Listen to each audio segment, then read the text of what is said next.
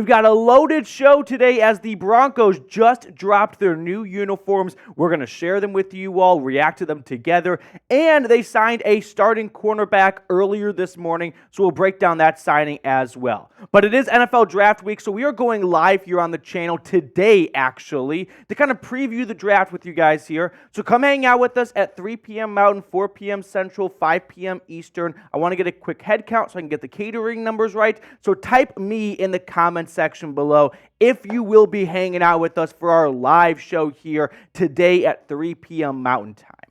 Now, I've been a bit of a motor mouth because I want to show you guys the Mile High collection as the Broncos have new uniforms for the first time in 27 years.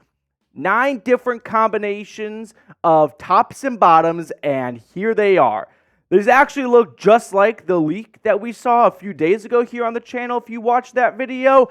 And initially I said, I'm not crazy about them, but when I see them on players, I can probably give you a better idea as to whether or not I like the uniforms. And I've probably changed my tune a little bit on them and say I like them a little bit more than I did a few days ago because, I mean, you can look at them on Marvin Mims and Javonte Williams and Alex Singleton, and, I mean, they look kind of like just the Broncos colored version of what the Chargers dropped a few years ago, right? Very bright, very in your face, and I don't know, they've got some obsession with the triangles. I understand that these jerseys are like bred in Colorado, and watching the video that the team dropped to unveil the new uniforms, I couldn't tell if it was like a New Jersey drop video or a Ford Bronco commercial, but all in all, I kind of like them. Initially, I wrote down I'm not crazy about them. Let's go back to the pictures. I may be actually warming up to them as this video goes on, and that's just sort of the optimist in me, the half-glass full person I always strive to be. And looking at them a little closer, like, there are a lot of mini triangles, and you can't really tell from the picture, but up close you can definitely see them on the sides and in the numbers, and it's like an Easter egg hunt, so I don't really get what they're going with on that front, but it has 9 different combinations. The Broncos will primarily wear their orange uniforms at home, their white uniforms on the road, and then these alternate blues at home as well. They also have 2 different helmets. They've got like a white matte finish helmet. Now the Broncos decal, the actual like logo, the horse head, is going to be about 15% smaller on the helmet. So a bit of a reduction on that front there. They'll wear orange socks as well. Mike Kliss had an excellent write-up detailing like the stats, if you will, behind the new uniforms. But I like the tribute to Colorado with the mountain peaks, and I do like that they represent the city and the state in Denver and Colorado, I think, quite well. Are they the best uniforms in the NFL? Probably not, but I don't think they're the worst, and that's not a bad thing to try and lean back on. So what do you guys think? Do we like the new uniforms? Initial reaction when I saw the leak was, I don't know, Jim, kind of yikes. Now I'm a little bit in the camp of, these actually may be pretty cool uniforms. So I'm warming up to them. I think it's hard to really gauge them without actually having it in my hands because uniforms sometimes don't really translate well on like TVs and whatnot, especially the color orange. It's always difficult to gauge just what shade of orange it is because cameras don't do the greatest job of picking that up always. So what do you think? Do you like the new uniforms? Yes or no?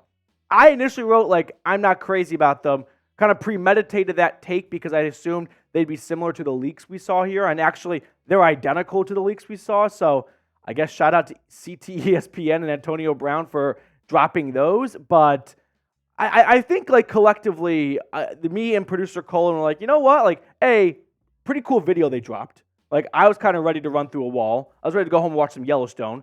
And then B, I feel like it's better than what the raw picture showed of, like, the initial design. So I'm going to put my down as a yes. I think I do like the new uniforms. Let's kind of bring Colin in. I'm on the spot here. Colin, can you come in just unbiased here? Yep. What do you think? Honestly, it's refreshing. Yeah, I like that word. That's a good word. Yeah, it's refreshing. Like you said, it's been almost 30 years since the Broncos have had new uniforms. And I like the fact that they're trying something. Yeah. I think that it's bold. It kind of gives me Chargers vibes when they change their uniforms. Yeah, because the Broncos colors tended to be more, I don't want to say subtle, but like kind of not out there, whereas this one's very eye-popping. This one's definitely going to grab your attention. So a lot of little triangles. I don't know. I kind of like them. This is such just a personal opinion thing for every single person. So there's not like it could be a consensus agreement or anything like that. But they're warming up to me by the minute. Now let's switch gears and talk about a signing that went down earlier this morning. So of course the Broncos just want to cram it all into one day and just screw over the content creators. But sources confirm, as Mike Kliss pointed out, that the Broncos are bringing in cornerback Levi Wallace, and they're going to sign him today. So let's get you familiar with the newest Bronco. Former UDFA out of Alabama, so kudos to him for fighting his way up to the NFL roster spots, and was with the Bills to begin his career. He spent the last 2 seasons with the Pittsburgh Steelers, where he started 9 games in each of those 2 seasons. Kind of rotated in and out a little bit based on how healthy the lineup was, and as he dealt with injuries himself from time to time. But in his career, 83 games played, 70 starts, 12 interceptions. The last 2 seasons, he's got 6 interceptions. So I think we can say this is an upgrade from the Fabian Moreau veteran signing Denver did last year, just in case Damari Mathis didn't work out. And sure enough, Damari Mathis did not work out, and we saw Fabian Moreau start for about 3/4 of the season. And I wouldn't put it past Levi Wallace to start 3/4 plus of this season. So how would you grade this signing? A, B, C, D, or F? I definitely think the timing is telling. As we get ready for the NFL draft, could this signal that Denver is not going cornerback early? I don't believe that Levi Wallace means that Quinyon Mitchell and Terrion Arnold can get the fuck out of here like Ari Gold style. No, that's a little bit on the aggressive side. But I do think this signing maybe hints at a draft strategy of maybe they're not confident in the corners that they're going to see in day 2 and early day 3. So they want to beat the rush to other teams that may be looking to sign a veteran corner after the draft. And they lock up one of the better free agent cornerbacks left. I've got him starting right now. If I told you last year when they signed Fabian Moreau, he would be starting, you'd probably laugh at me. And then what ended up happening? He ended up starting. So for now, I think Levi Wallace slots in as this team's starting CB2. And then that leaves the question of, where does Riley Moss stand? Is this a backup for Riley Moss? It could be. I don't think it is. I think this is a training camp battle where right now, when Sean Payton and Vance Joseph call out the first team defense, I think Levi Wallace will be the first one to step on the field. But there's definitely going to be a lot of changing back and forth between Moss and Wallace, another rookie that could come in, and I guess Damari Mathis as well, but he's kind of at the bottom of the totem pole. So with that being asked or said, should Denver still draft a cornerback early? There are some good corners in this draft class. I don't think this draft class is very well-rounded. It's not a good year to need a tight end or an off-ball linebacker or a running back. But if you need a quarterback, if you need a wide receiver, as we've all heard for months now, and I'm going to mention cornerback as I'd probably go like wide receiver, quarterback, offensive tackle, and then cornerback. Probably the top 4 strongest position groups in this draft. I think it's unlikely that they go cornerback in round 1. Maybe if someone falls to them that they thought had no chance of being there, like let's say Denver trades from 12 back to the Eagles at 22, and they don't expect that Terrion Arnold or Quinyon Mitchell, 2 of the top corners in this draft class, are available at 22, but then they are, that could dramatically alter things. Like over the weekend, I was watching a video of the Vikings like COVID Zoom war room when the Eagles took Jalen Reagor right before the Vikings selection, and they're like, Justin Jefferson's still there? Oh, we thought they for sure would take Justin Jefferson. All right, change our plans. We're going Justin Jefferson, everyone. Maybe that could happen for corner, but I do think it would take a lot of dominoes to fall in the Broncos' favor. So here are my draft targets for Denver based on a little bit of what the noise and chatter is and a little bit of my personal preference. So the preference comes in with Brock Bowers, for example. The noise and chatter is more of a Bo Nix indication, although I think Nix and Penix are going to go round 2. So then you've got Jared Verse, Leatu Latu, and Byron Murphy, all players up front on the defensive side of the football that I think Denver could stand to gain by adding another pass rusher. They've got a good group, but I don't think this is a finished group by any means. And there's been a lot of buzz lately on Byron Murphy going early in this year's draft. Now, personally, I would go with Brock Bowers. I think Brock Bowers is one of the best tight ends we've seen enter the draft in the last decade. His ability to dominate with the ball in his hands and his yards after catch, it's better than a lot of wide receivers in this draft class. Like, I'm talking Marvin Harrison, Malik Neighbors, like those guys. Brock Bowers is a tough SOB to take down.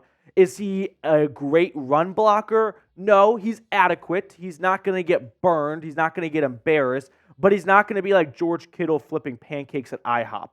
But you shouldn't ask Brock Bowers to be in that situation, because if you are, you're signing up for less than optimal play. But I think Brock Bowers is the most surefire, safest thing at pick 12. And then Byron Murphy is another guy that's getting a lot of buzz and talk right now, and it comes at a big need for Denver. That defensive line was poo-poo last year, and they've moved on from, or they didn't bring back guys like Mike Purcell, for example, and Jonathan Harris. So Byron Murphy could step in. I think he could start immediately. And defensive tackles that get to the quarterback are few and far between. Like, look how much Christian Wilkins got paid by the Las Vegas Raiders in free agency. Aaron Donald just retired. Like, we're down to less than 10 interior defensive linemen that can get anywhere near 7 to 8 sacks. If they think Byron Murphy can be that guy, they're going to have a bit of a unicorn when it comes to their pass rush. Now, what I did was I looked back at Sean Payton's draft history in round 1 from the time he took over to his last year calling the shots. And I thought you guys might be interested to see the positions he targets in round 1. And it's pretty evenly spread across the board. He's never drafted a quarterback, but he had Drew Brees the whole time. Never drafted a tight end, but he had Jimmy Graham for a long time. But sure, there's a little bit of preference in the trenches, offensive line and edge rusher and defensive tackle. I mean, those 3 position groups right there, and you can kind of combine the defensive tackle and edge spot. We're talking 8 of those picks from 2006 to 2021. So safety as well. That was much earlier in his Saints career, though. I don't think we're going to see Sean Payton go safety, especially how bad this year's safety class is. But 8 of those 17 picks, Colin doing the quick math for me because I was not going to do that. So we're talking about nearly 50%. And also, like, well, there's 5 offensive linemen and like 4 to 5 defensive linemen. So they make up about half the players on a 22 starting lineup. But I don't know. You can kind of see that Sean Payton likes to invest in the trenches. Denver truly is a wild card. Like, my friends keep asking me, what do you think the Broncos are going to do? I'm like, dude, I don't think the Broncos have any idea what they're going to do. I mean, one, are they going to stay at 12? If so, who's going to be there at 12? B, if they trade back, which I think would be a very wise option to pick up another day 2 draft pick, who are they targeting in between like 17, 18 to 20 to 23? Like in that range that I could see them trading back to. Are they just waiting to see the best player that falls to them? It's definitely a wait-and-see mode when you're picking like 22 where the Eagles are. I think Denver's ultimately going to trade back and try and get a second-round draft pick and go get a quarterback like Nix or Penix in round 2.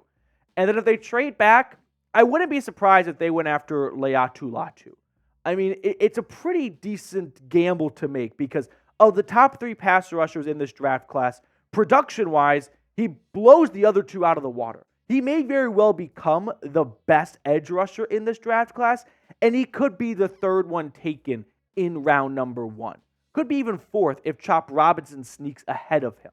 So from like a value perspective, they may feel like we don't have a ton of like surefire options at 22, so let's roll the dice on a guy with a super duper high ceiling like UCLA's Leatu Latu, and hope that medically everything checks out throughout his career because he had, I think, spinal fusion surgery and neck injuries at Washington that made the Huskies medical staff deem him like, you're done for the rest of your playing days. Then he transfers to UCLA, and his career rapidly turns around. So I would keep an eye on this situation right here. All right, one more time, though. We are going live today, Today, at 3 p.m. Mountain, 4 p.m. Central, 5 p.m. Eastern. We're going to be doing a draft preview, getting you guys ready for the upcoming draft on Thursday. The Broncos back in round 1 for the first time since 2021 when they took Pat Surtain. So make sure to come hang out with us. Looking forward to seeing all of your beautiful faces. We'll sign off for now, though. New uniforms, Levi Wallace, busy morning in Broncos country.